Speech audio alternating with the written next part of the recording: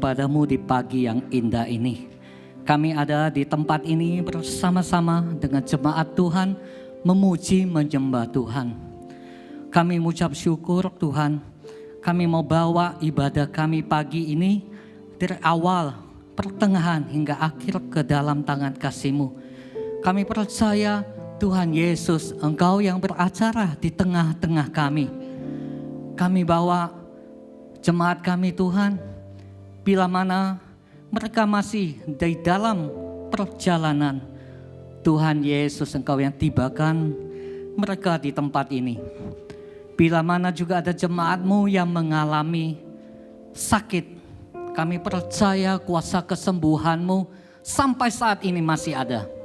Ada mujizat, ada kuasa kesembuhan. Kami percaya jemaat-Mu yang mengalami sakit, mereka juga boleh dipulihkan dan disembuhkan. Kami mengucap syukur Tuhan. Kami percaya Tuhan,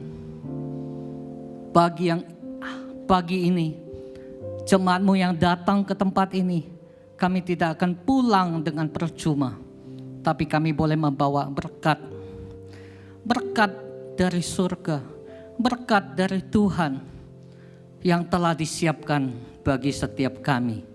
Tuhan, kami ucap syukur, kami percaya kami adalah anak-anak kesayangan-Mu. Tuhan, terima kasih, terpujilah nama-Mu. Di dalam nama Tuhan Yesus Kristus kami berdoa dan ucap syukur. Amin. Shalom, shalom. 各位弟兄姐妹平安。主耶稣祝福我们，因为我们是上帝的宝贝，天国的子民。阿们，哈利路亚。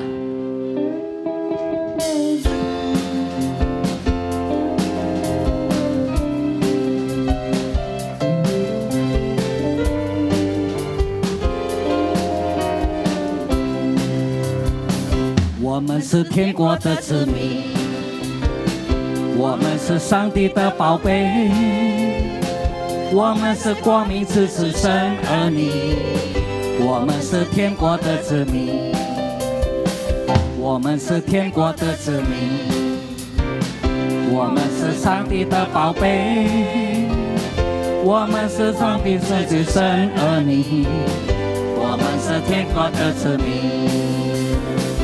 我们要彼此真诚相爱，我们要活出圣洁生命，让世人从我们身上闻到耶稣的馨香之气。我们要在主里面合一，我们要活出爱的生命，让世人看见我们就知道我们是天国的子民。我们要彼此真诚相爱，我们要活出圣洁生命，让世人看见我们曾闻到耶稣的馨香之气。我们要在主里面合一，我们要活出爱的生命，让世人看见我们就知道我们是天国的子民。我们是天国的子民，我们是上帝的宝贝，我们是光明之子神儿女，我们是天国的子民。我们要彼此真诚相爱，我们要活出圣洁生命，让世人从我们身上闻到耶稣的馨香之气。我们要在主里面合一，我们要活出爱的生命，让世人看见我们就知道我们是天国的子民，让世人看见我们就知道我们是天国的子民，我们是天国的子民，我们是天国的子民。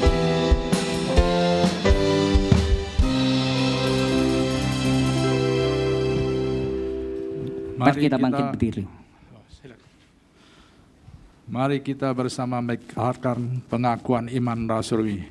我们一起来诵读使徒信经。使徒信经，我信上帝，全能的父，是创造天地的主。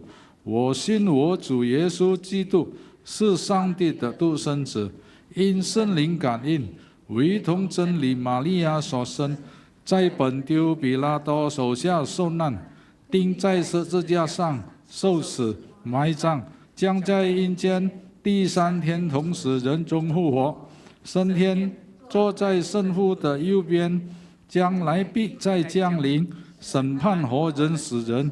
我信圣灵，我信生而公之教会，我信圣徒相通，我信罪的赦免，我信身体复活，我信永生。阿们。Pengakuan iman rasuli. Aku percaya kepada Allah Bapa yang Maha Kuasa, Khalik langit dan bumi, dan kepada Yesus Kristus anaknya yang tunggal, Tuhan kita, yang dikandung dari Roh Kudus, lahir dari anak darah Maria, yang menderita sengsara di bawah pemerintahan Pontius Pilatus, disalibkan mati dan dikuburkan turun ke dalam kerajaan maut. Pada hari yang ketiga, bangkit pula di antara orang mati, naik ke surga, duduk sebelah kanan Allah Bapa yang Maha Kuasa. Dan dari sana ia akan datang untuk menghakimi orang yang hidup dan yang mati. Aku percaya kepada Roh Kudus, gereja yang kudus dan am, persekutuan orang kudus, pengampunan dosa, kebangkitan tubuh, dan hidup yang kekal. Amin. Silakan duduk.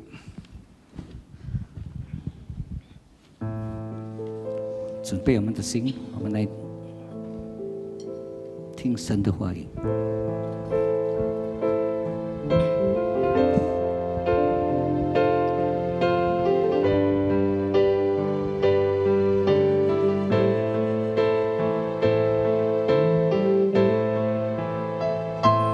天父上帝，请你来听。 阮要今世来学罗你的名，一个假使阮要行，你的话语阮要听。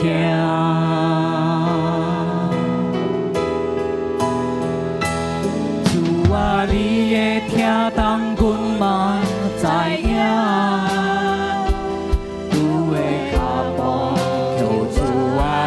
伴领这条道路虽然歹行，但有主同在，阮嘛不惊。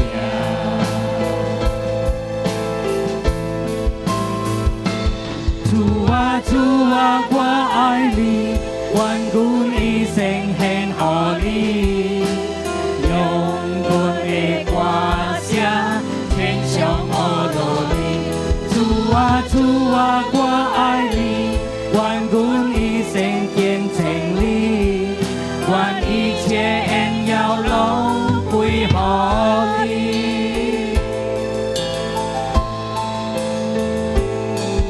天父上帝，请你来听，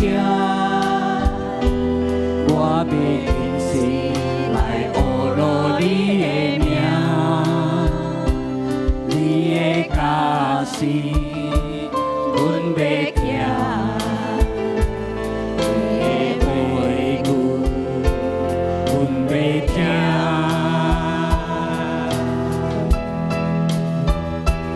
主啊，你的听当阮嘛知影，我的脚步就主啊来带领，这条道。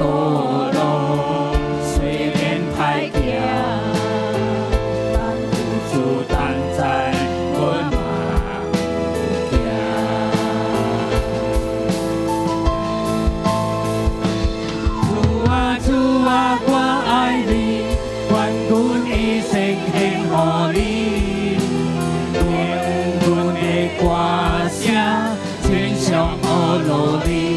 主啊主啊，我爱你，愿阮一生见证你，愿一切荣耀拢归乎你。主啊主啊，我爱你，愿阮一生献乎你，用阮的歌声真上乌罗里。主啊主啊，我爱你，愿阮一生见证你，愿一切荣耀拢归乎你，愿一切荣耀拢归乎你。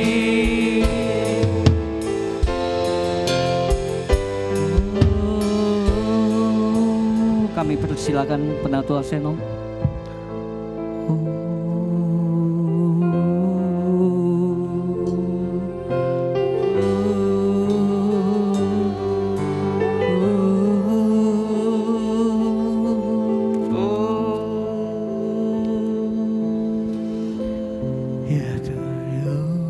Kami sungguh bersyukur Tuhan, biar kiranya pagi ini merupakan pagi di mana kami menghampiri-Mu.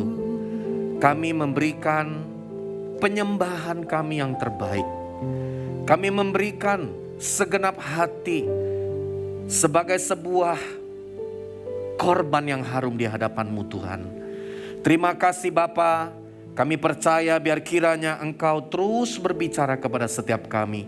Karena kami adalah umat kesayangan Tuhan.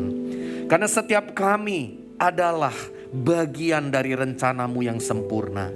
Terima kasih Tuhan, hari ini kami menyerahkan. Biar kiranya hati kami seperti tanah yang subur. Agar benih firman Tuhan sungguh ditaburkan, bertumbuh berbuah 30, 60, bahkan menjadi 100 kali lipat dalam hidup kami.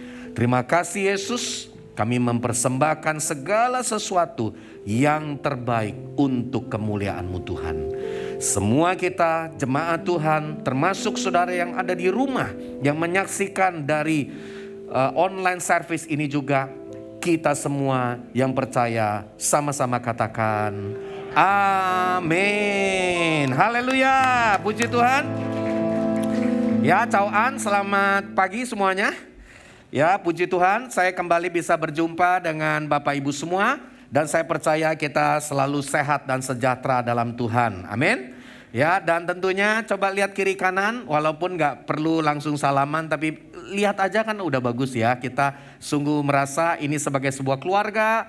Setiap kita ada di dalam keluarga rohani. Dan kita bisa kumpul sama-sama, sehat selalu, panjang usia, diberkahi dengan yang terbaik dari Tuhan. Semuanya anugerah dari Tuhan. Ada amin?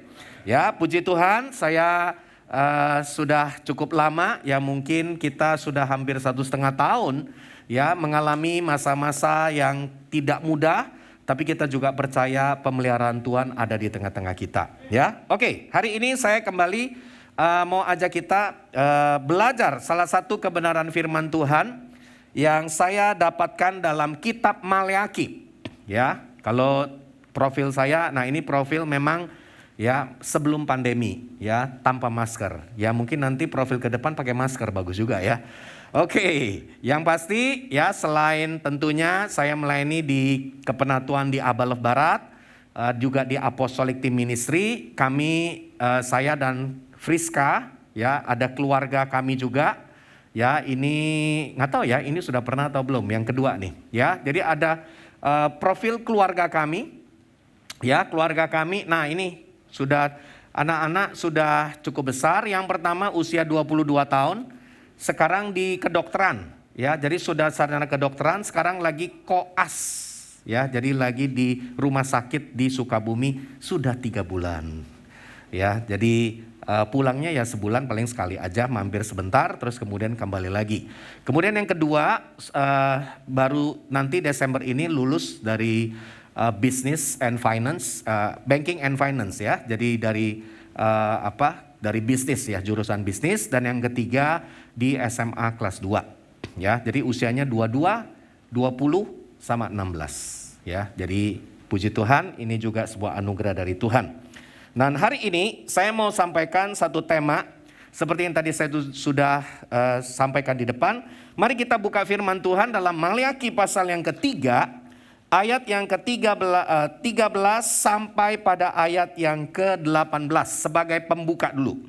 Tapi pas pembukaannya memang kurang enak nih ayatnya. Ya, kenapa? Karena ada kalimat seperti ini. Ya, saya mau saudara bergantian dengan saya bisa membacanya. Ini adalah yang ditulis di dalam kitab Maleakhi pasal 3 ayat 13. Bicaramu kurang ajar tentang aku, firman Tuhan. Tetapi kamu berkata, apakah kami bicarakan di antara kami tentang engkau? Silakan 14.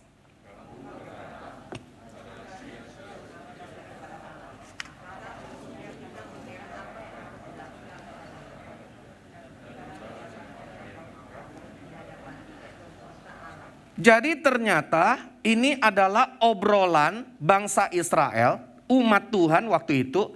Mereka bilang sia-sia beribadah sama Tuhan. Cuannya apa? Ya bocuan ikut Tuhan. Nah ini mereka bilang untuk apa kita memelihara semuanya. Tapi realitanya kita nggak melihat hasil dari ibadah kita. Dan ayat yang ke-15 saya bacakan. Oleh sebab itu kita ini menyebut berbahagia orang-orang gegabah. Ya, orang gegabah itu siapa? Orang dunia. Orang yang belum kenal Tuhan. Oh kok mereka lebih bahagia ya? Nggak ikut Tuhan tuh.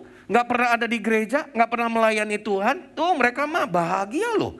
Bukan saja mujur. Bahkan dikatakan hoki. Ya, mujur orang yang berbuat fasik itu. Tetapi dengan mencobai Allah pun mereka ngomongin Tuhan, ya, merendahkan Tuhan, mereka luput juga. Nah ini mungkin ada di tengah-tengah kita atau di tengah suasana dari masa selama 1,5 tahun ini. Mungkin kita selalu punya pikiran, oh kok mereka yang gak ikut Tuhan kok lebih baik ya, lebih oke ya. Nah lalu ayat 16 silakan Bapak Ibu.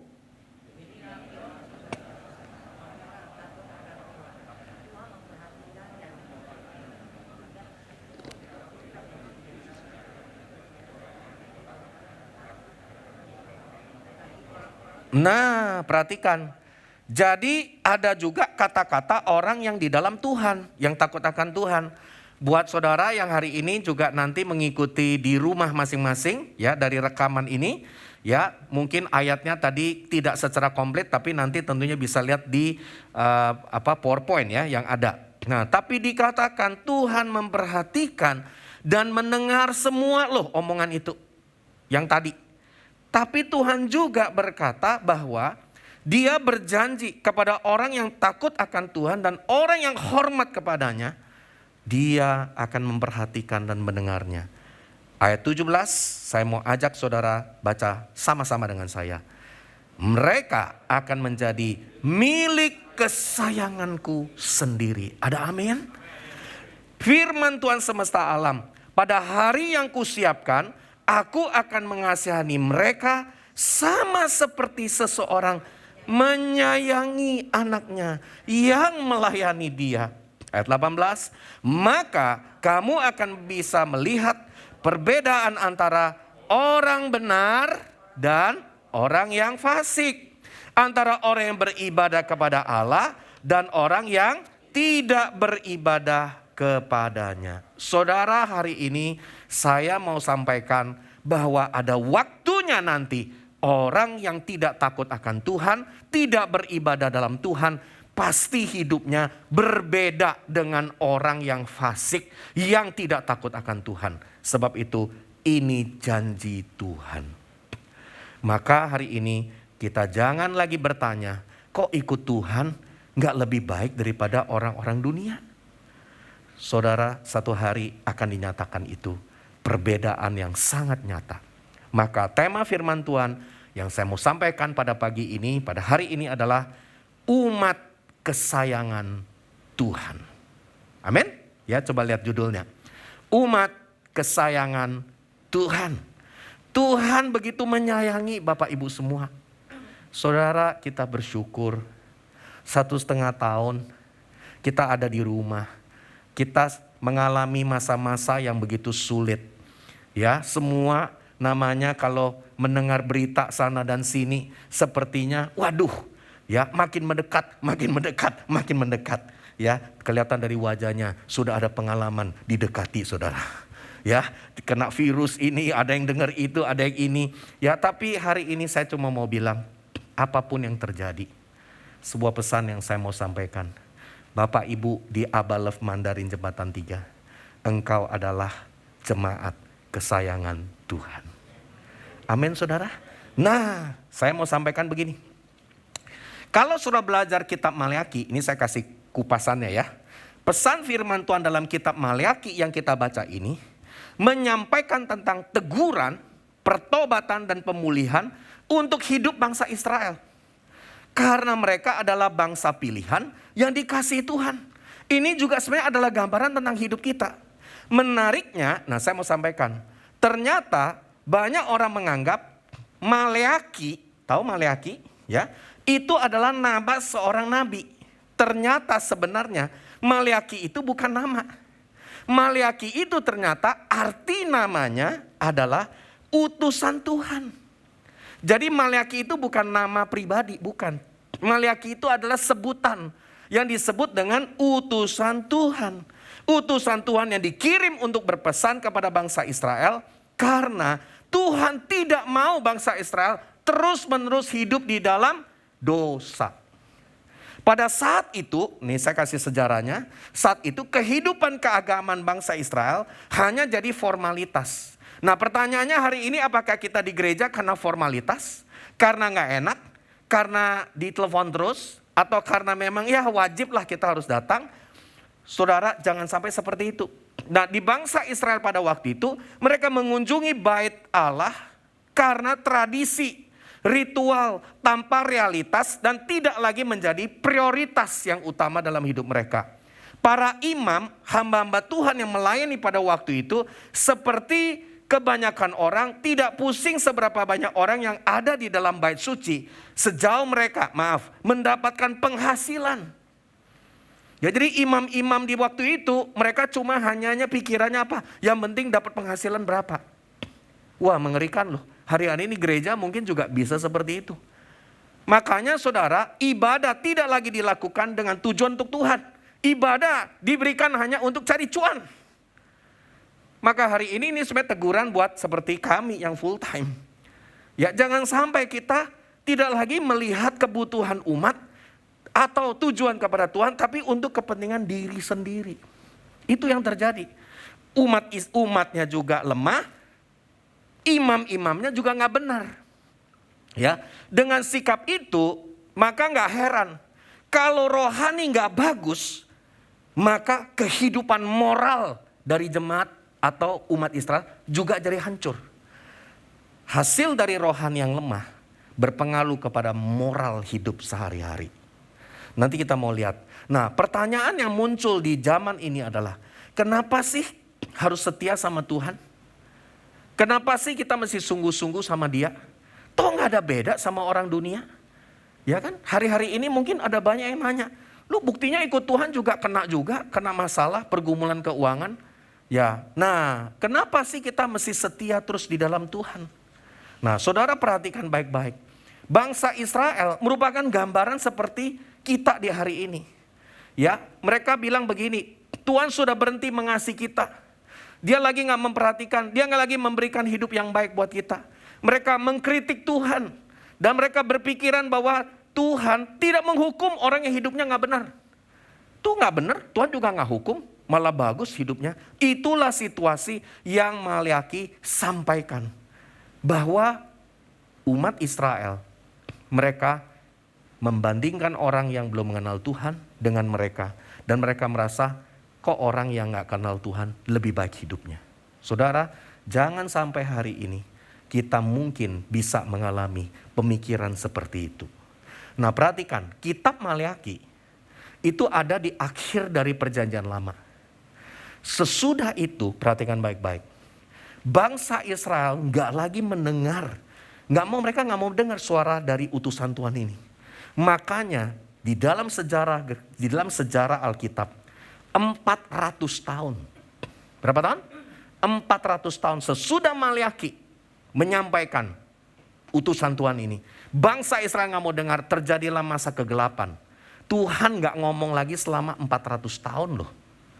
Nggak ngomong lagi. Sampai nanti muncul namanya Yohanes Pembaptis. Ya, masa kegelapan Tuhan nggak ngomong. Bayangkan loh, 400 tahun Tuhan nggak pernah ngomong sama kita. Itu yang terjadi buat bangsa Israel. Nah, tapi sekarang kita kembali lagi. Kita lihat 4 hal yang dilakukan. Apa sih yang dilakukan oleh bangsa Israel sebenarnya? Nah, kita coba kita lihat. Mungkin ini juga kita lakukan di masa sekarang. Nah, yang pertama adalah ciri-ciri orang yang tidak beribadah kepada Tuhan dengan sungguh-sungguh. Ciri pertama, tidak mempersembahkan hidup sepenuhnya kepada Tuhan. Ayatnya ada di mana? Maleakhi 1, jadi saya mengambil 4 pasal ini, saya ambil beberapa poin supaya kita mengerti. Yang pertama, perhatikan baik-baik. Ya, yuk kita baca sama-sama. Kamu berkata, sama-sama, lihat alangkah susah payahnya. Dan kamu menyusahkan aku, firman Tuhan semesta alam. Kamu membawa binatang yang dirampas, binatang yang timpang, dan binatang yang sakit. Kamu membawanya sebagai persembahan. Akan berkenankah aku menerimanya dari tanganmu, firman Tuhan? Ayat 14 yuk. Terkutuklah penipu yang mempunyai seekor binatang jantan di antara kawan dan ternaknya yang dinasarkannya. Tetapi ia mempersembahkan binatang yang cacat kepada Tuhan. Sebab aku ini raja yang besar, firman Tuhan semesta alam, dan namaku ditakuti di antara bangsa-bangsa. Bangsa Israel melakukan yang pertama, ya, di dalam hidup mereka, yaitu tidak mempersembahkan hidup yang sepenuhnya. Yaitu apa? Mereka memberikan korban persembahan murahan dibandingkan memilih korban terbaik. Mereka memilih yang jelek, yang buta, yang pincang untuk dipersembahkan kepada Tuhan. Saudara, jangan sampai hari ini hidup kita tidak lagi mempersembahkan yang terbaik kepada Tuhan. Kalau kita melayani Tuhan, kita nggak lagi lakukan yang memilih bagian korban yang terbaik. Kita kasih yang sisa-sisa, kita kasih yang jelek, kita kasih yang buta, kita kasih yang pincang.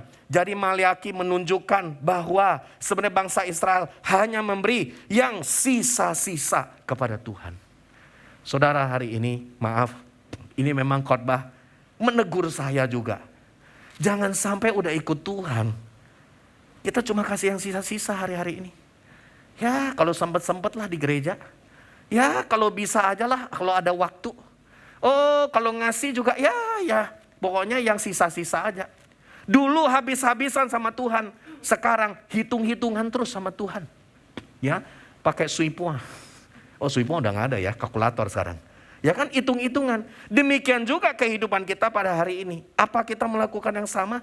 Mungkin hari ini kita berdoa baca firman dari sisa waktu yang kita punya. Coba baca firman gimana hari ini? Cari cuma sisa-sisa aja baru kasih waktu buat Tuhan. Berdoa hanya sisa-sisa waktu aja. Kita mulai hitung-hitungan dalam pelayanan. Saudara, jangan sampai kita seperti itu. Amin. Hari ini saya mau katakan, saya juga bertobat. Saya bilang Tuhan, sudah 30 tahun lebih bertobat, lahir baru, terima Yesus. Sekarang saya masih gak mempersembahkan hidup saya sepenuhnya. Bukan yang sisa, bukan yang sembarangan, tapi yang terbaik selalu saya mau berikan kepada Tuhan. Saya berdoa, umat kesayangan Tuhan, engkau punya ciri yang pertama, selalu mempersembahkan yang terbaik kepada Tuhan. Ada amin saudara? Ya buat yang di rumah juga, ya yang mendengarkan online service ini, dengar, ya sudah waktunya juga. Ya, kalau memang sudah siap, ayo kita beribadah di gedung. Amin. Ya kan? Sudah waktunya juga. Ya, tentunya kita juga ya harus menjaga kesehatan lain sebagainya. Tapi tentunya kalau ada kesempatan datang, ayo kita sama-sama berkumpul dengan saudara-saudara kita, datang menyembah Tuhan. Ada amin? Ya, jadi jangan sampai kebablasan terus online. Ya online sih gak apa-apa, bagus. Ya bagus, memang ada cara Tuhan bekerja juga. Tapi kalau ada waktu, bukan ada waktu ya. Kalau memang minggu waktunya ada, ya kan. Ya, nah hari-hari ini kan online, ya orang bablas terus ya. Entah tidur, ya. Mungkin sambil lihat ibadah, sambil bebas-bebas saja, ya kan. Ketak-ketik sana sini. Nah ini, ya kita mau kembali. Dan saya bersyukur Abalov Mandarin Jembatan 3, kita sudah lakukan ibadah raya onsite, ya tentunya juga hybrid, ya juga ada rekaman. Saya berdoa, yuk kita selalu mau mempersembahkan hidup kita yang terbaik kepada Tuhan. Amin. Yang kedua, nah ini juga tantangan, bangsa Israel punya masalah tidak setia dalam berkeluarga. Ya, ayatnya di mana? Maleakhi 2 ayat 10-11. Bukankah kita sekalian mempunyai satu Bapa? Bukankah satu Allah menciptakan kita? Lalu mengapa kita berkhianat? Ya hari-hari ini ya pengkhianatan ada di mana-mana. Ya salah satu kita berkhianat dengan pasangan kita. Ya, dan demikian menajiskan perjanjian nenek moyang kita. Yehuda berkhianat dan perbuatan keji dilakukan di Israel dan di Yerusalem. Sebab Yehuda telah menajiskan tempat kudus yang dikasih Tuhan dan telah menjadi suami anak perempuan Allah asing. Sepanjang sejarah kehidupan bangsa Israel, Tuhan selalu menyampaikan bahwa mereka harus menikah dengan sesama bangsanya. Bangsa Israel itu begitu loh. Dia nggak boleh menikah sama bangsa lain. Karena mereka harus menjaga. Ya itu tentunya secara Taurat ya, sekarang kan nggak begitu lagi. Tapi maksudnya mereka mau menjaga kemurnian dari bangsa mereka. Nah ini sebenarnya kalau dalam rohani gambaran apa? Terang sama gelap nggak bisa bersatu. Ya nggak bisa. Ya sebab itu konteks pernikahan, itu konteks kalau mau menikah ya terang harus dengan terang. Itu maksudnya ya. Makanya Bapak Ibu yang kalau sedang menyiapkan anaknya harus berdoa. Supaya anak-anaknya menikah dalam terang. Ya, yang ini terang itu juga terang. Karena ini bicara sudah lahir baru. Tapi kalau yang sudah menikah, ini bicara apa? Kita harus hati-hati dengan yang disebut dengan ketidaksetiaan ini. Karena ayat firman Tuhan berkata, ayat 14-16. Coba saya bacakan. Dan kamu berkata, oleh karena apa Tuhan? Oleh sebab Tuhan telah menjadi saksi antara engkau dan istri. Bukan istri mudamu ya. Istri masa mudamu. Nah itu beda. Jangan salah baca loh. Ya, saksi antara engkau dan istri mudamu. Oh salah, masanya masih ada. Masa mudamu yang kepadanya engkau telah tidak setia. Padahal dia adalah teman sekutumu dan istri seperjanjianmu. Bukankah Allah yang esa menjadikan mereka daging dan roh? Dan apa yang dikehendaki kesatuan itu dengan baik-baik? Keturunan ilahi. Anak-anak kita adalah hasil dari bagaimana kita sebagai orang tua menjadi contoh kepada mereka. Ada amin saudara? Dan dikatakan jagalah dirimu, jangan orang tidak setia terhadap istri dari masa mudanya. Sebab aku membenci perceraian. Firman Tuhan Allah Israel, juga orang yang menutupi pakaiannya dengan kekerasan. Jadi ada kekerasan dalam rumah tangga. Memukul pasangannya. Ya kan, bertindak yang tidak baik kata-katanya ya. Dan dikatakan apa? Maka jagalah dirimu jangan berkhianat. Bentuk ketidaksetiaan yang dilakukan bangsa Israel adalah mereka menikah poligami. Bahkan mereka bercerai. Jadi saudara, hal yang kedua, sesudah yang pertama apa? Mempersembahkan yang cacat. Ya, kita harus lawan dengan cara apa? Persembahkan selalu yang terbaik kepada Tuhan. Yang kedua, bangsa Israel ditegur oleh Malek. Tuhan kirim utusan Tuhan. Ditegur apa? Supaya bertobat dari pengkhianatan, ketidaksetiaan dalam pernikahan dan keluarga. Saudara, hari-hari ini di masa pandemi, ya ini kita bersyukur ya. Di Abalov sih, di tempat kami di barat yang menikah cukup banyak loh. Ya memang ternyata pasangan-pasangan dapatnya lagi pandemi ya. Mungkin banyak online gitu ya. Online terus jadi kayak nyambung gitu loh. Ya memang kalau lagi onsite susah ya, mungkin kelihatan terlalu banyak kurang sana sini. Tapi kalau lagi online, ya Tuhan tuh bisa ada kurang lebih 5 pasang loh di tempat kami. Yang usianya juga sudah 30-an ya, rata-rata sudah cukup berusia juga. Banyak dapat pasangan loh, puji Tuhan juga ya. Tapi di sisi yang lain juga, ada juga yang kami lihat terjadi banyak konflik di keluarga. Kenapa? Kebanyakan di rumah. Coba lihat sebelahnya, nah itu 4L, lu lagi. Ya lama-lama bosen juga lihat dia. Ya suami-suami yang jarang di rumah, tiba-tiba di rumah mau ngatur-ngatur rumahnya. Padahal yang biasa ngatur istrinya. Nah ini suaminya kepo. Ya, mulai mau ngatur ini ngatur itu, ya memang nggak semua istri ya. Tapi rata-rata kan istri kan yang jaga, yang kelola semua. Nah ini kebanyakan di rumah, ya kan? Nah itu juga repot ya. Dari dulu kan selalu ngomong, makanya mesti sering di rumah. Bener juga ya, tapi kelamaan di rumah juga pusing loh. Ya kan? Makanya saudara, ya ada, tidak semua kan. Itu yang saya sebut, ya ini di rumah ini kita harus jaga. Ya bagaimana kesehatan kita, suami istri, orang tua anak. Saudara banyak di rumah itu sensitif loh. Ya kan hal kecilnya bisa jadi ribut loh. Benar gak ya? Oh yang ngangguk ada pengalaman. Yang diem lebih pengalaman lagi. Ya kan? Nah termasuk yang di rumah. Ya ini ya kan? Makanya jangan hanya terus ya maksudnya boleh di rumah tapi juga sudah waktunya kita bersosialisasi. Kan namanya apa? Hidup berdampingan. Benar gak? Berdampingan kan sudah mulai agak menurun, kita berdampingan tapi juga harus berjaga-jaga. Ya oke. Nah jadi ini hal yang kedua. Nah yang ketiga dosa bangsa Israel yang mereka lakukan apa? Ketidakjujuran dalam keuangan. Waduh ini kurang enak juga ya kalau ngomong ini. Makanya topik khotbah saya hari ini memang kurang enak sebenarnya. Ya dan ini saya sudah sampaikan di jemaat tapi ini banyak juga yang mengalami perubahan ya sesudah mendengar ini. Yang pertama apa? Jangan yang cacat, jangan yang sisa kasih Tuhan. Harus yang terbaik. Kedua, harus setia dalam keluarga kita. Ada amin? Yang ketiga, jujur dalam keuangan. Ayatnya kita sudah tahu, Maleakhi 3 ayat 8. Ya kan? Coba kita lihat. Ini kan ayat sering kali dipakai. Ya kan? Tentang perpuluhan dan sebagainya. Tapi saya nggak bahas tentang perpuluhan loh ya. Maksudnya, saya cuma mau bilang begini. Ayat Alkitab ini bilang, bolehkah manusia menipu Allah? Mereka nipu Tuhan, nipu ya dalam satu bahasa asli lagi merampas miliknya Tuhan. Namun Tuhan bilang kamu menipu aku, tetapi kamu berkata dengan cara bagaimanakah kami menipu engkau mengenai persembahan persepuluhan dan persembahan khusus. Nah ini Tuhan tegur, ya kan tentang keuangan. Ya saya nggak bicara topik untuk wah harus bawa perpuluhan, bukan, tapi maksudnya keuangan. Jadi dalam hal ini ya bangsa Israel tidak mengembalikan sepenuhnya apa yang menjadi milik Tuhan. Intinya itu. Perpuluhan itu kan miliknya Tuhan. Ya kan? Jadi dia tidak lakukan, tidak mengembalikan sepenuhnya.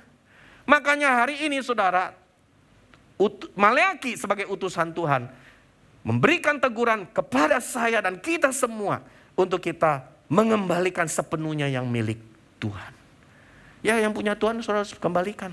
Ya, saya sudah pernah sampaikan kan topik juga tentang perpuluhan.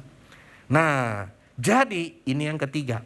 Nah, tapi bahas ini nggak usah lama-lama, cukup sebentar aja asal ngerti. Ya, yang keempat.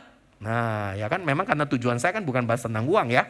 Tapi ini teguran Tuhan dan yang saya sampaikan ini semuanya adalah ada di kitab Maleakhi, bukan diambil dari kitab lain. Yang keempat, mempertanyakan kondisi. Nah, tadi yang saya bilang saat mengikut dan melayani Tuhan. Nah saya ulang kembali, ayatnya apa? Maleakhi 3 ayat 13 sampai 14. Bicaramu kurang ajar tentang aku. Jadi dari teguran-teguran Tuhan, udah 3. Yang keempat Tuhan menegur, kamu tuh kurang ajar. Kenapa? Apa yang kamu ngomong tentang Tuhan? Kamu bilang sia-sia beribadah sama Tuhan. Apa untungnya kita memelihara apa yang dilakukannya terhadap dia.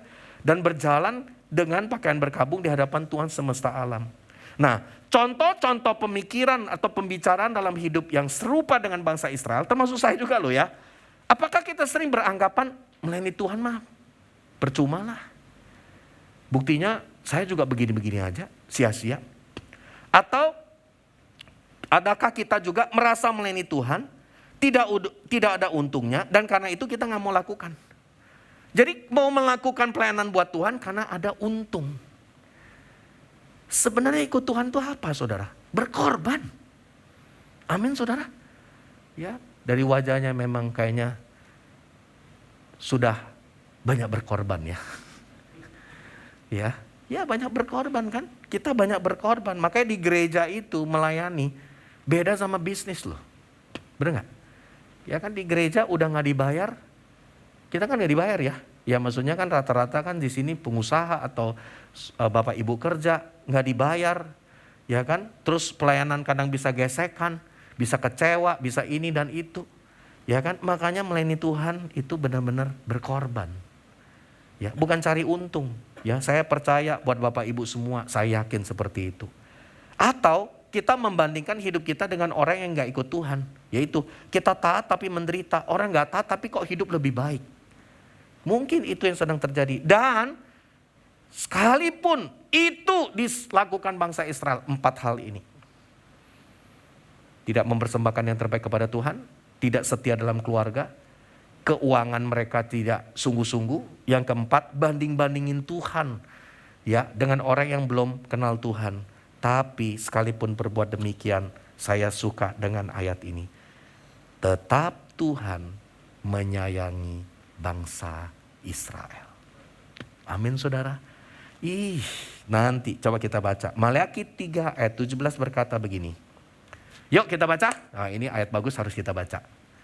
Mereka akan menjadi milik kesayanganku sendiri. Kasih tahu sebelahnya.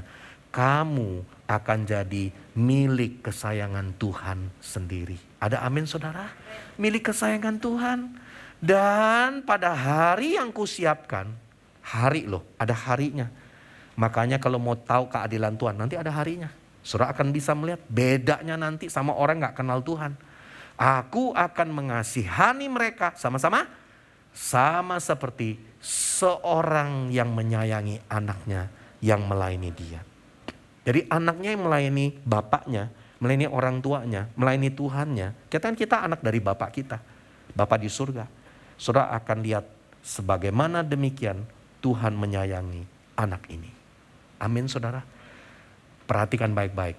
Saya mau tanya, termasuk yang di rumah. Mau disayangi, dikasihi Tuhan? Coba yang mau. Wow, saudara mau? Bener nih. Dikasihi, disayang bukan berarti. Nih perhatikan nih. Saya mau tanya, Bapak Ibu kalau sayang sama anak, anaknya ngaco. Bapak Ibu sayang kan?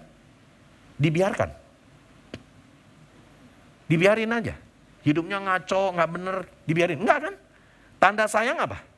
Seperti Bapak seperti Tuhan menegur. Bener gak? Justru karena dia sayang, dia ngomong. Kalau dia gak sayang, dia gak ngomong. Diam aja. Ya. Nah, sama seperti bapak dengan anaknya, orang tua dengan anaknya. Demikian juga Tuhan dengan anaknya. Dengan umatnya, sorry. Jadi, anak yang hidupnya gak benar, harus didisiplin supaya bertobat. Makanya Tuhan tegur dengan 4 teguran itu. Dan dalam hal ini kita bisa melihat Ibrani 12 ayat 5-11. Saya bacakan buat saudara. Dan sudah lupakah kamu akan nasihat yang berbicara kepada kamu seperti kepada anak-anak? Hai anakku, jangan anggap enteng didikan Tuhan dan jangan putus asa apabila engkau diperingatkannya. Karena Tuhan menghajar. Yang di rumah kurang enak dengarnya juga loh. Bukan ngajar loh. Bapak Ibu pernah dihajar sama Tuhan? Waduh, amsyong langsung. Ya, udah cak bel ya udah itu. Ya kan, udah langsung diapain sama Tuhan. Ya, dibilang apa? Dihajar. Karena Tuhan menghajar orang yang dibencinya. Bukan. Justru karena dia sayang sama Bapak Ibu, semua kita, dia hajar kita. Dan dikatakan dia menyesa orang yang diakuinya sebagai anak. Jadi kesimpulannya, saya mau tanya, saudara umat kesayangan Tuhan? Benar. Tuh, angkat tangannya udah gak ada kan? Termasuk yang di rumah udah gak angkat tangan tuh. Kenapa? Kalau disayang Tuhan dihajar. Kata Ibu Suci dihajar, nah itu kurang enak kan? Oh, coba lihat sebelahnya. Wah, kelihatannya memang udahlah. Kita sayang-sayang jangan yang dihajar deh. Gak enak kalau dihajar. Tapi ini tanda. Saya mau tanya Bapak Ibu. Kalau sayang sama anak kita, dia gak bener. Kita lakukan apa? Mendidik dia kan? Mendisiplin dia dong. Apalagi masih kecil kan? Dia gak ngerti, ngaco gitu. Dia ambil yang bahaya buat dia. Ambil pisau, ambil sesuatu. Bapak Ibu kalau sayang sama anak, pasti kita disiplin dia. Kenapa? Karena tujuannya untuk kebaikan buat dia di kemudian hari. Demikian juga Bapa di surga.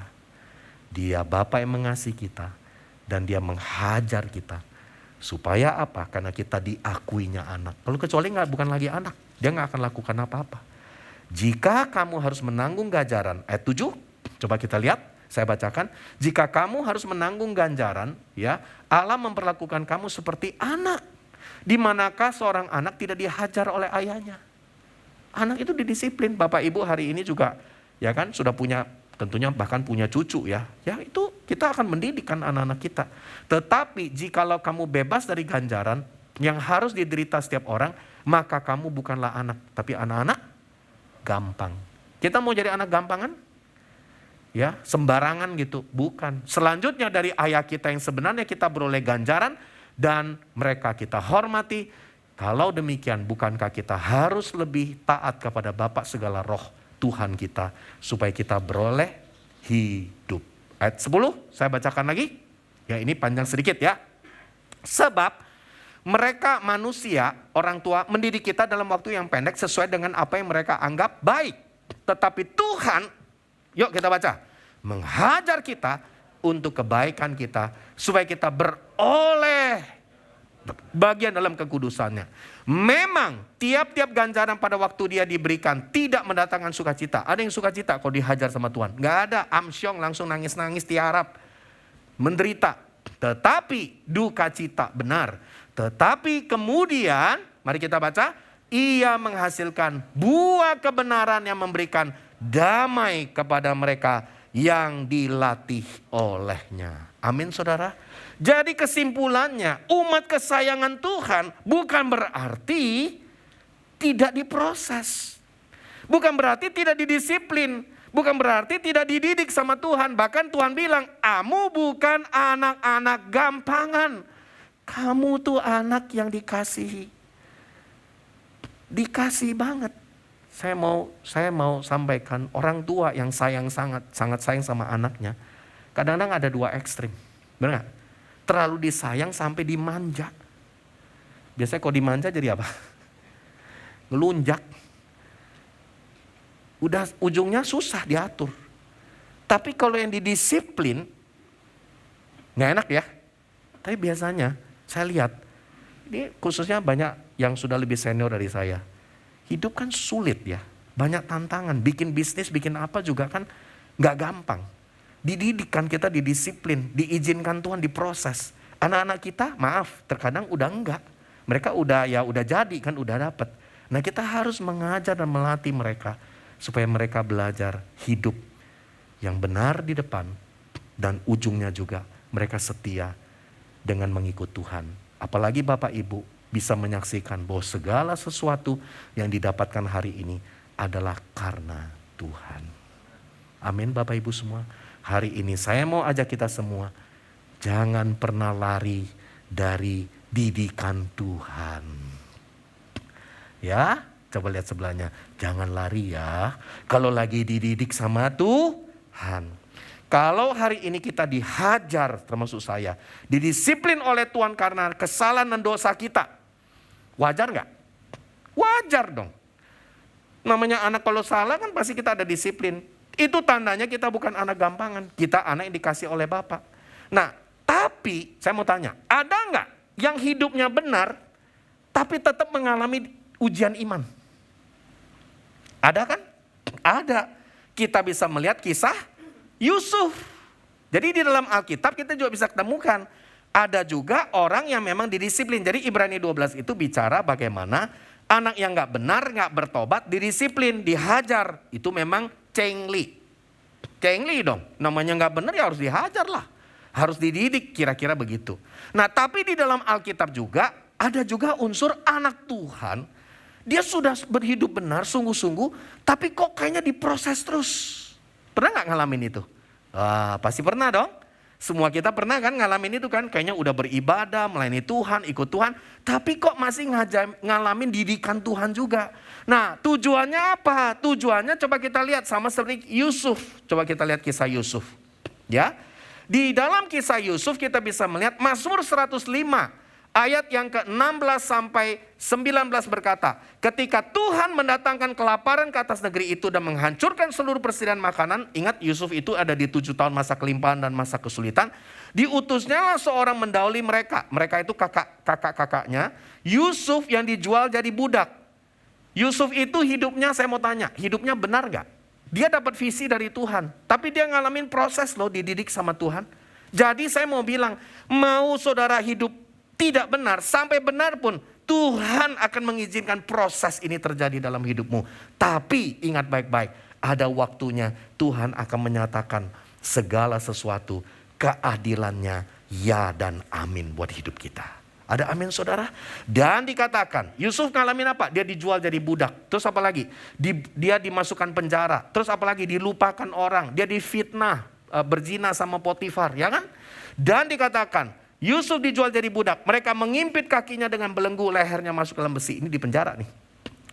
Ya, jadi memang ini mirip yang kasus-kasus kemarin masuk penjara kan, dilumuri sama kotoran dan sebagainya. Nah, ini Yusuf nih mirip-mirip. Ya, mengimpit kakinya dengan belenggu, lehernya masuk ke dalam besi. Ya, ayat yang ke-19 sampai, coba kita baca sama-sama. Sampai saat firman-Nya sudah genap dan janji Tuhan membenarkannya. Saudara, saya mau bilang begini, khusus buat kita semua yang sedang mengalami hidup kita sudah benar. Kita merasa sudah melayani Tuhan, tapi Tuhan kok masih izinkan kita dihimpit kaki kita, leher kita masuk ke besi, kita dijual jadi budak. Seperti banyak masalah. Tapi ingat baik-baik, sampai saat firman-Nya sudah genap, Tuhan adil, janji Tuhan akan membenarkannya. Saudara, Tuhan gak pernah lupa buat setiap kita. Ada amin saudara? Saya mau sampaikan Yakobus 1 ayat yang kedua sampai 4. Coba kita lihat. Ya, saudara-saudaraku, anggaplah sebagai suatu kebahagiaan kalau kamu jatuh ke dalam berbagai-bagai pencobaan. Sebab kamu tahu ujian terhadap imanmu. Ini sama seperti Yusuf. Menghasilkan ketekunan, dan biarlah ketekunan memperoleh buah yang matang supaya kamu menjadi sempurna, utuh, dan tak berkekurangan sesuatu apapun. Oke, jadi kesimpulannya hari ini saya mau sampaikan kepada kita semua. Coba kita perhatikan baik-baik. Saya mau sampaikan kepada saudara langsung kepada ayat yang terakhir. Maleakhi 4 ayat yang pertama ya. Langsung aja ke bagian akhir. Di dalam Maleakhi 4 ya, ayat yang pertama dikatakan demikian. Bahwa, yuk kita baca.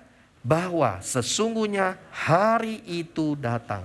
Dengar baik-baik Bapak Ibu. Ada harinya akan datang. Menyala seperti perapian. Maka semua orang gegabah dan setiap orang fasik menjadi seperti jerami. Dan terbakar oleh hari yang datang itu. Firman Tuhan semesta alam sampai tidak ditinggalkannya akar dan cabang mereka. Jadi orang gak benar habis. Percaya gak itu? Itu bagian Tuhan, gak usah kita. Tuhan berjanji. Loh, dia Tuhan yang kita percaya kan? Berarti itu pasti dia genapi. Tetapi, ayat yang kedua. Tetapi, kita baca. Tunjuk sebelahnya. Kamu, saya, kita semua, termasuk yang di rumah, yang takut akan nama Tuhan, bagimu akan terbit surya kebenaran. Dengan kesembuhan pada sayapnya, kamu akan keluar dan berjingkrak-jingkrak seperti anak lembu lepas kandang. Kamu akan menginjak-injak orang-orang fasik, sebab mereka akan menjadi abu di bawah telapak kakimu. Pada hari yang kusiapkan itu, firman Tuhan semesta alam. Saudara, Tuhan menyatakan pada waktu Tuhan orang tidak beriman seperti jerami yang terbakar, tidak ditinggalkan sampai akar dan cabang habis. Makanya apapun yang dibangun yang tidak benar, satu hari dibakar habis. Sedangkan orang yang beriman dan takut akan Tuhan mengalami surya kebenaran. Siapakah surya kebenaran? Yesus Kristus sendiri. Dan saudara akan mengalami kesembuhan di sayapmu. Saudara, hari ini saya percaya Tuhan akan menyembuhkan kerohanianmu. Kalau udah dididik, sakit kan? Ada lukanya. Tapi Tuhan akan menyembuhkan. Kenapa? Karena engkau adalah umat kesayangan Tuhan. Dia akan menyembuhkan apalagi kesehatanmu. Dia akan menyembuhkan apalagi, dia akan memulihkan keuanganmu. Dia akan memulihkan keluargamu. Dia akan memulihkan Abalef Mandarin Jembatan 3. Dia akan memulihkan buat saudara yang ada di rumah yang mendengarkan firman ini. Sebab itu saudara, hari ini saya percaya kita memiliki Bapa yang sangat mengasihi kita. 4 dosa kita harus tinggalkan. Tapi sekalipun kita sudah benar, Tuhan masih mengizinkan kita untuk diproses. Tapi jangan putus asa. Karena ada waktunya firman Tuhan mengajar dan tergenapi dalam hidup kita. Amin saudara. Bolehkah hari ini saya mau ajak kita bersama-sama datang kepada Tuhan. Mari kita berdiri. Terima kasih Bapa. Kami serahkan ke dalam tangan-Mu Tuhan. Saudara, hari ini firman Tuhan berkata,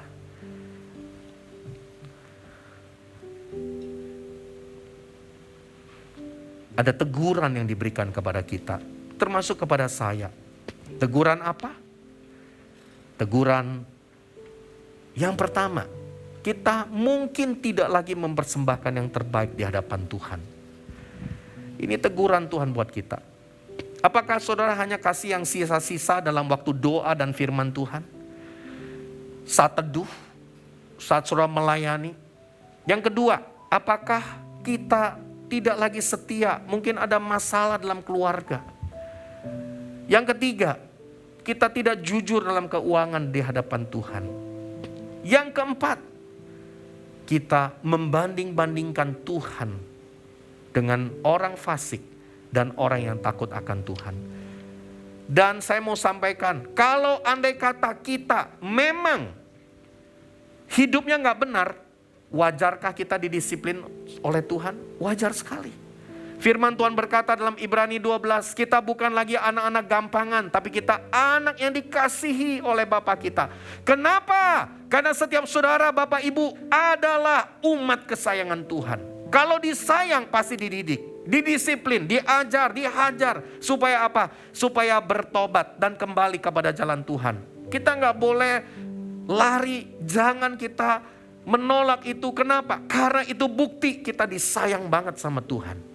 Namun hari ini kalau ada di antara kita juga berkata, Tuhan saya gak lakukan 4 hal tadi.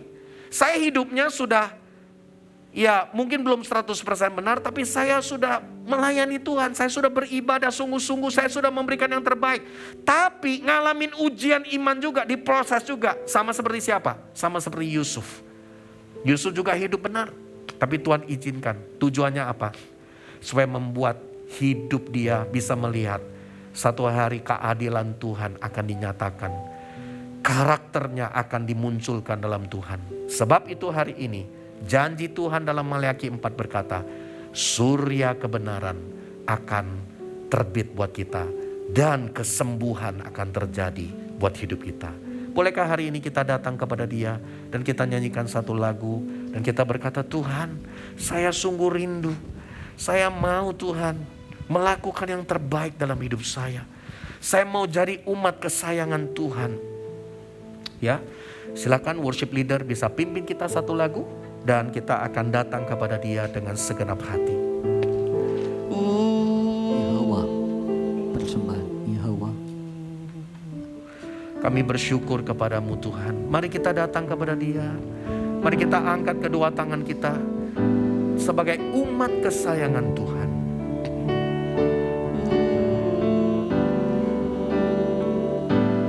Yehova 是天父爱的创造，每个人有最美的梦想。Yes, Lord. 一路上彼此照亮，父子拥抱，我们的爱让世界不一样。我们爱。因神先爱我们，虽你我不一样，我们一路上走祝福的方向。我们爱，因神先爱我们，心再坚强也不要独自飞翔，只要微笑，只要原谅，有你爱的地方。就是天堂。你和我是天父爱的创造。 Yes Lord. 每个人有最美的梦想，一路上彼此照亮，扶持拥抱，我们的爱让世界不一样。我们爱，因神先爱我们，虽你我不一样，我们一路上走祝福的方向。我们爱，因神先爱我们，心再坚强也不要独自飞翔，只要微笑，只要原谅，有你爱的地方就是天堂。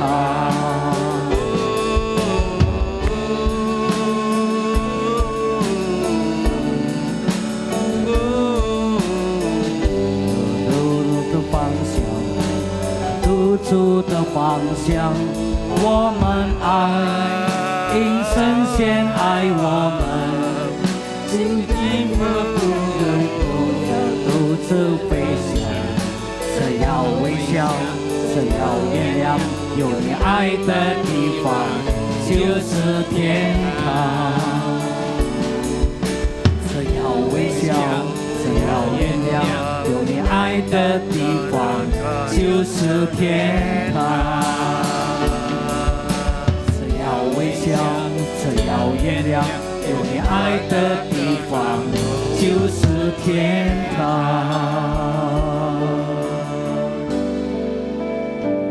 Buat kita semua pada sesudah firman ini, apakah sungguh kita sedang mengalami 4 dosa seperti yang dilakukan oleh bangsa Israel? Saudara, hari ini kalau engkau sedang mengalami 4 hal ini, salah satu dari 4 hal ini, bolehkah engkau taruh tangan di hatimu dan engkau angkat tanganmu, engkau berkata, Tuhan, saya sungguh mau bertobat. Tuhan, ampuni saya kalau saya tidak mempersembahkan yang terbaik di hadapan-Mu. Saya mempersembahkan yang sisa-sisa di hadapan-Mu. Tuhan Yesus, mungkin ada di antara kami yang sedang mengalami kendala dalam keluarga, hubungan pasangan, orang tua, anak. Bahkan di antara kami juga, kami tidak jujur dalam keuangan di hadapan Tuhan. Dan bahkan kami membanding-bandingkan Tuhan di tengah-tengah orang yang tidak percaya. Saudara yang dikasihi oleh Tuhan, termasuk yang di rumah, hari ini sama seperti saya menaruh tangan dan tangan yang saya angkat ini. Inilah tanda pertobatan kami, Tuhan. Tuhan, didiklah kami supaya kami sungguh bertobat dari semua dosa-dosa tersebut. Tuhan Yesus, hari ini kami berdoa agar sungguh kami mau kembali seperti anak yang dikasihi oleh Bapaknya. Kami mau berduka cita supaya ada pertobatan dalam hidup kami. Terima kasih Bapa. Kami tahu Tuhan, mungkin terlalu lama kami hanya mendengarkan firman Tuhan yang menyenangkan kami. Tapi hari ini mungkin kami ditegur atau nyata sekali bahwa kami tahu kami salah. Tapi hari ini kami bersyukur. Saya mau ajak seluruh Bapak Ibu yang sudah menaruh tanganmu, percayalah hari ini engkau adalah anak umat yang dikasihi oleh Bapa. Engkau adalah umat kesayangan Tuhan. Karena Dia berjanji kepada kita, satu hari engkau akan bisa melihat perbedaan antara orang yang gak ikut Tuhan dengan orang yang ikut Tuhan. Satu hari saudara akan melihat bagaimana orang yang tidak mengenal Tuhan habis terbakar sampai habis akar dan cabangnya. Saudara, hari ini percayalah, surya kebenaran Yesus dan kesembuhan pemulihan pasti terjadi dalam hidupmu. Bolehkah hari ini saudara yang percaya kalau kesembuhan itu terjadi di dalam nama Yesus, mari kita angkat tangan kita. Buat kita yang di rumah juga, kesembuhan akan terjadi di dalam keluargamu. Hubungan suami istri akan disembuhkan dan dipulihkan oleh Tuhan. Hari ini hubungan orang tua dan anak akan dipulihkan. Ada waktu Tuhan. Kami nggak tahu kapan waktunya, tapi waktu Tuhan akan dinyatakan. Dan kami tahu Tuhan akan memulihkan keuangan kami juga. Kami percaya janji-Mu Tuhan. Sekalipun mungkin kami sudah ikut Tuhan sungguh-sungguh, tapi Tuhan masih mengizinkan ada krisis keuangan. Tapi kami tahu Engkau berkata ada waktunya kesembuhan akan terjadi.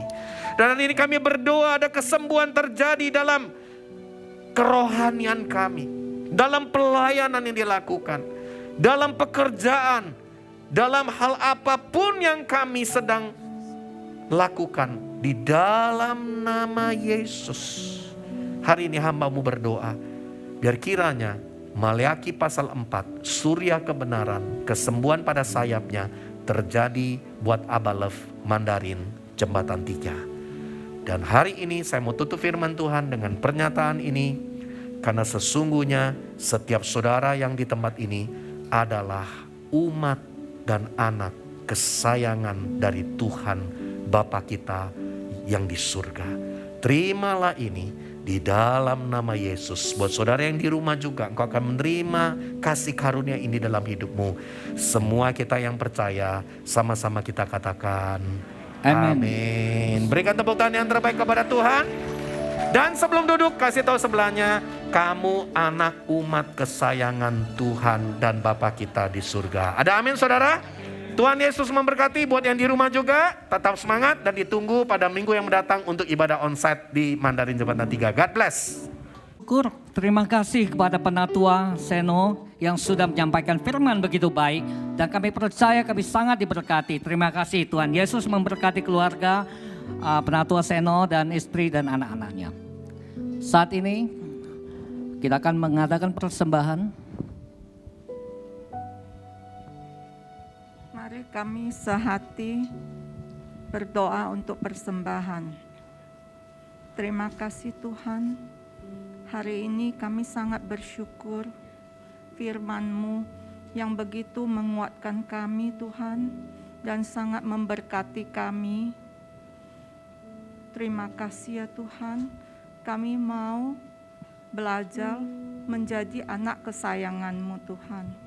Dan kami mau taat kepada firman-Mu Tuhan. Tuhan, urapilah pendeta Seno dan pakailah dia dalam pelayanan-Mu dan berkatilah keluarganya. Amen. Terima kasih Tuhan, saat ini kami mau persembahan. Berilah kami semuanya hati yang sukacita untuk memberi dan bisa dipakai untuk memperluaskan kerajaan Allah. Terima kasih Tuhan, kami berdoa dalam nama Tuhan Yesus Kristus. Amin. Amen.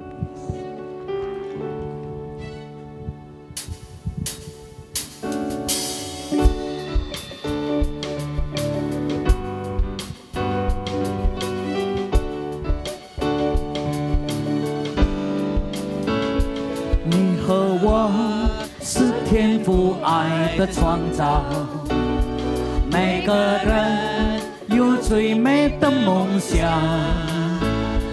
一路上彼此照亮，扶持拥抱，我们的爱让世界不一样。我们爱，因神先爱我们，随你我不一样，我们一路上走往祝福的方向。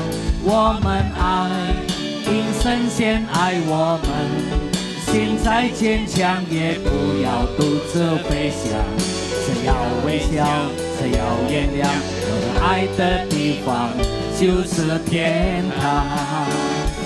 我们爱，因神先爱我们，随你我不一样，我们一路上走往祝福的方向。我们爱，因神先爱我们，心再坚强也不要独自飞翔，只要微笑，只要原谅，有你爱的地方就是天堂。只要微笑，只要原谅，有你爱的地方就是天堂。Kami persilakan Pak Kosen. 微笑，只要原谅，有你爱的地方就是天堂。 Kita sangat diberkati ya, karena hidup ini adalah satu proses yang kita rasakan setiap hari, gejolaknya banyak. Dan satu hal yang saya melihat, Tuhan sangat setia. Setiap kali kita berbuat salah, Dia selalu ingatkan.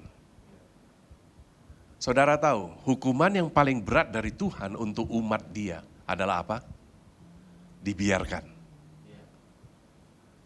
Kalau tidak ada yang ting ting ting ting ingatkan kita, saudara, saya percaya kita semuanya pasti jatuh.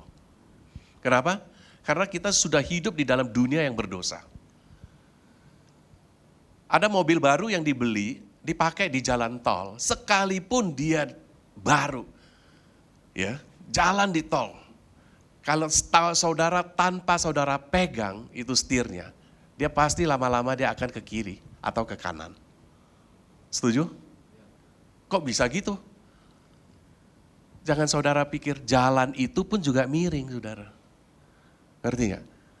Kalau dibiarkan, dia pasti jatuh. Jadi kalau Tuhan membiarkan kita, kita pasti semuanya jatuh. Kalau hari ini kita bisa ada di sini sampai detik ini, karena tangan Tuhan yang tidak pernah meninggalkan gerejanya. Amin. Bukan karena kita kuat, bukan saudaraku. Jadi setiap hari engkau harus terus dekat sama Tuhan. Oke? Setiap minggu datang ke gereja di sini. Selalu bersekutu. Nah, dengan demikian kita senantiasa bisa jalan yang benar. Makanya jangan jauh dari persekutuan. Ya, saudara yang terus harus mendekatkan diri. Seperti itu. Ayub pernah berkata kepada istrinya, apakah you hanya mau yang baik saja you terima dari Tuhan? Saudara, kadang-kadang ada yang tidak baik. Ada yang tidak baik datang ke kita, itu sebenarnya ada baiknya. Supaya kita diproses, saudara. Ya, kita hidup ini, ya kan, untuk menjadi serupa, to become Christ-like, itu harus ada proses to become. Kalau satu orangnya, dia tenang-tenang saja kayak begitu ya, itu dia nggak kena proses, itu nggak baik, saudara. Orang yang tidak pernah mengalami kegagalan, itu kurang baik, menurut saya. Kalau dia gagal, ya, saya sih belum pernah ya, tidak naik kelas gitu ya. Kalau ada orang yang tidak pernah naik kelas, yang saya tanya, dia malu loh, tekanan batinnya loh. Kenapa? Teman-temannya semua naik, terus datang yang lebih junior naik. Dia merasanya apa? Dia terlepas dari kelompoknya. Dari situ dia mulai belajar sungguh-sungguh. Kegagalan itu membuat you maju, saudara. Sering Tuhan izinkan kegagalan itu di dalam hidup kita. Ya, tapi jangan kalian takut, khawatir. Kenapa? 我们知道谁掌管明天. Kita tahu siapa yang pegang hari esok. Walaupun hari esoknya susah, tapi saudara tahu, saya tahu siapa yang pegang hari esok. Yaitu Bapa kita di surga. Amin, saudara. Ya, firman hari ini bagus sekali. Ya, kita sangat diberkati. Saudara koreksi diri. Ya, setelah mendengarkan firman Tuhan, saudara koreksi. Itu berarti apa? Tuhan melalui hambanya, ya, anak yang ku sayangin pasti ku hajar, ku disiplin. Kalau dia nggak sayang, dia biarkan. Kalau dia biarkan, saudara pasti binasa. Baik, saudara, terima kasih. Kita semua bangkit berdiri. 但愿颂赞尊贵荣耀权柄都归给我主，直到永永远远。